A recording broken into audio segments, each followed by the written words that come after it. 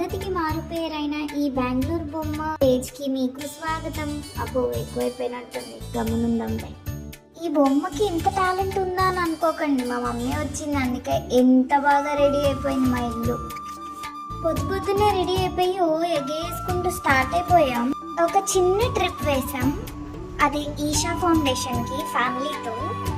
వెళ్తున్నప్పుడు ఈ గ్రీనరీ మట్టికి చాలా బాగా నచ్చేసింది మాకు. మేమైతే ఇది ప్యాకేజ్ తీసుకొని వెళ్ళామన్నమాట. పర్ పర్సన్ 500 రూపీస్ పడింది. Starts from Majestic.